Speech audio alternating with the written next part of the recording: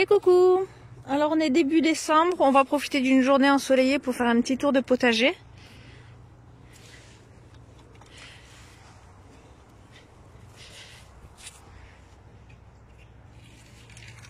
Alors je ferme derrière moi parce que les poules sont en liberté et elles adorent rentrer dans le potager pour manger les blettes et les betteraves. D'ailleurs ici on commence sur la gauche, il y avait une rangée de blettes et on voit que là-bas elles les ont mangées.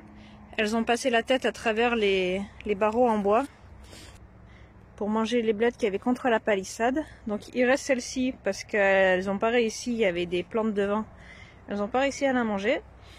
Mais les 4 blettes derrière, elles les ont mangées. Donc il m'en reste qu'une. Ensuite, on avait les haricots. Maintenant qu'il a gelé, ils sont tous morts. Il reste plus grand chose. Peut-être quelques survivants. Mais bon, maintenant ils sont plus mangeables du coup. Donc là, il faudra tout raser et tout mettre en paillage pour que ça se décompose. Ensuite, bon, l'herbe a poussé. Donc j'ai pas désherbé. Il faudrait que je passe un petit coup pour désherber. Mais pour l'instant, il fait trop froid pour ça. On a la rangée de betteraves. Elles sont énormes les betteraves. Je les laisse en terre parce qu'il fait pas très froid.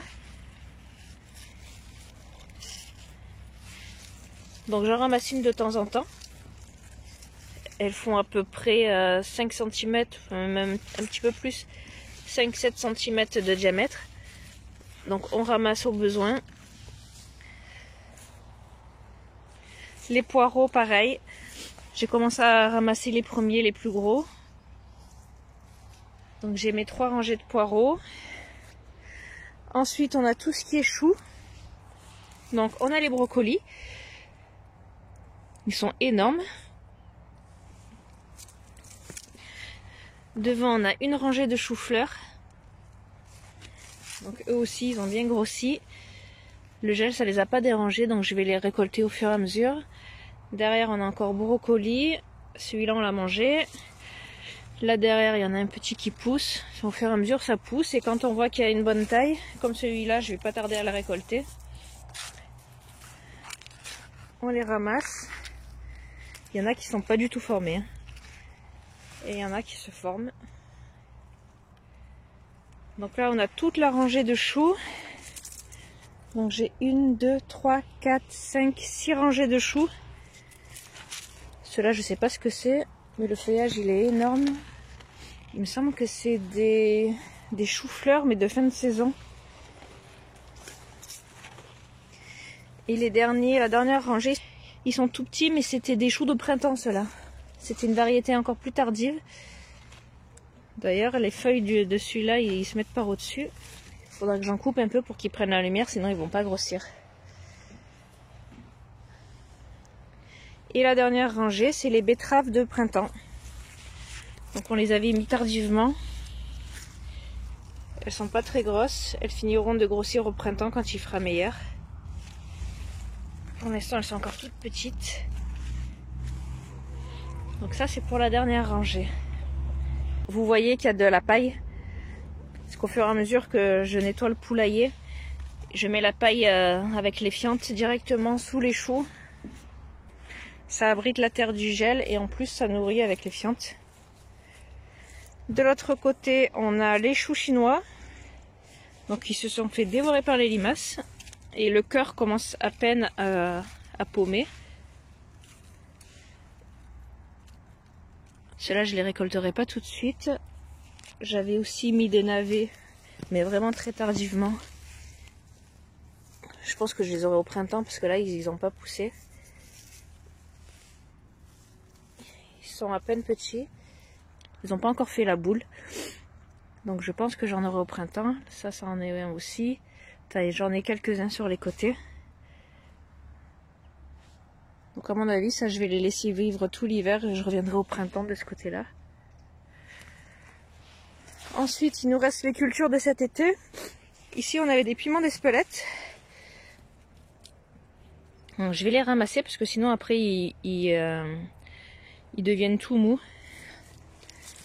Donc je vais les récolter. Tout ce qui reste, ça finira de mûrir à la maison. Parce que maintenant que ça a gelé, le feuillage il est mort. Il en reste encore pas mal qui n'ont pas mûri, donc je vais tout récolter et je vais le mettre au chaud à l'intérieur. Comme ça, ça finira de mûrir. Donc là c'est la courgette, ça y est, elle a gelé.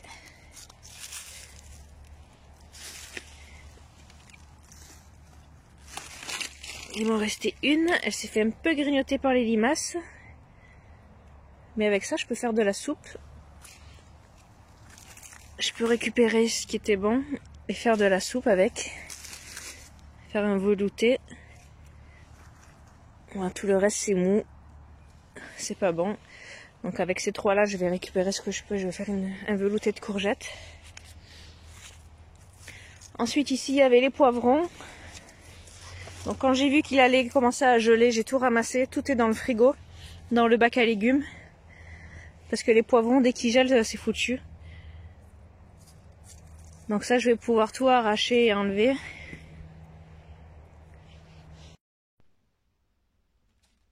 Ça, c'est les poivrons qu'on a récoltés. Donc ils sont beaux, mais ils sont encore verts. Donc je les ai mis dans le bac du frigo pour qu'ils finissent de mûrir un peu. Là, j'en ai un qui commence à être jaune. J'avais mis des jaunes et des rouges. Donc j'aurai deux couleurs. Mais je pense pas qu'ils mûrissent tous. Il y en a qui ont un peu noirci avec le gel. Et il y en a qui se sont un peu flétris aussi. Donc tout ce qui est flétri, en fait, ça partira dans des sauces. Sauce tomate au poivron. Et tout ce qui est encore lisse, on va dire, et encore dur, ça partira peut-être dans des farcis ou d'autres recettes. Donc je vais voir.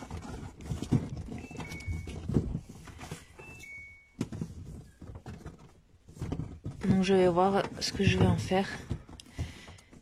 Et du coup, ça fait pas mal de poivrons verts.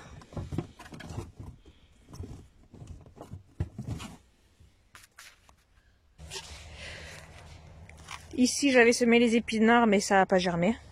Mes graines devaient plus être bonnes. Donc j'ai de l'herbe qui pousse.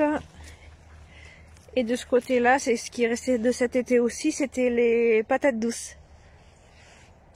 Donc ça y est, le feuillage avec le gel, il est mort. Et là où j'ai le piquet, je l'avais marqué. Il faudra que je vienne chercher une patate douce dessous. Donc j'en avais mis 6 pieds. Là je vais pouvoir commencer à les récolter maintenant que le feuillage il est mort. Et après j'ai quand même des herbes qui ont poussé. Donc ça c'est des mauvaises herbes. Ça aussi. Là, ah bah on en voit une là qui a poussé un peu la tête. Donc ça c'est une patate douce. Je vais le recouvrir pour pas que ça gèle dessus. Là je vais aller nettoyer le poulailler, je vais les couvrir de paille, comme ça la protégera du gel.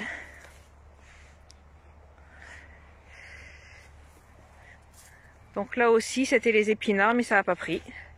Donc mes graines ne devaient plus être très bonnes. Après les graines, faut pas les garder longtemps, je trouve que ça dure pas très longtemps. Et ici on a la rangée de persil. Donc le persil ça reste, hein, on peut le laisser en terre. Donc ici c'est mon coin à persil. Et ensuite on a les deux bacs. Alors on a le bac à fraises. Dedans on avait planté des oignons. J'avais été acheter une boîte d'oignons blancs. Pas jaunes, j'avais pris des blancs pour changer. Vu qu'ils sont plus doux, plus sucrés, j'avais préféré l'année dernière. Donc là j'ai mis des blancs cette année. Au milieu des fraisiers. Donc les fraisiers ils tiennent. J'ai mis un filet à oiseaux pour que la pluie passe à travers. Et pour pas que les poules viennent gratter. Parce que déjà elles sont venues gratter ici par exemple. Elles sont en liberté. On voit que ce pied de fraise il s'est reçu plein de terre. Donc j'ai mis le filet à oiseaux pour pas que les poules viennent gratter. Et là c'est à l'air libre, comme ça quand il pleut ça arrose. Par contre le bac à feuilles de l'autre côté, j'ai mis un voile. Vu que c'est des salades, j'ai protégé du froid.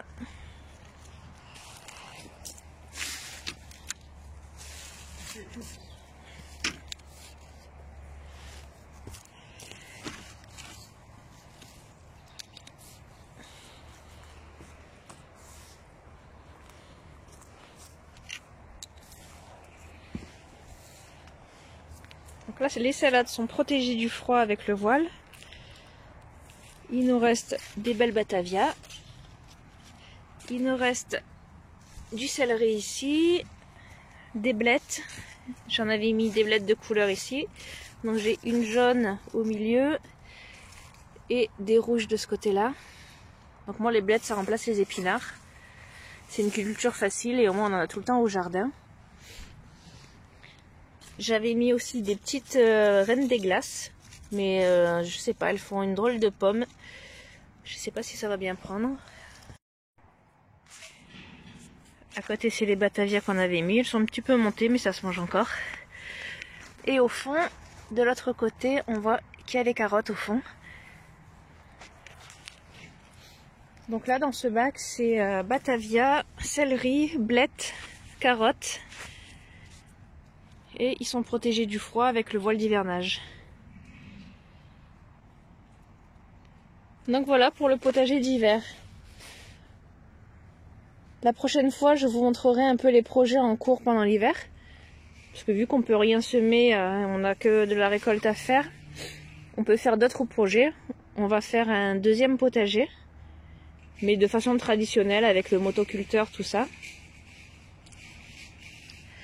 Et j'ai aussi un autre projet de bac à courges. Avec une balançoire de récupération. Donc je vous montrerai ça la prochaine fois. Allez, ciao ciao!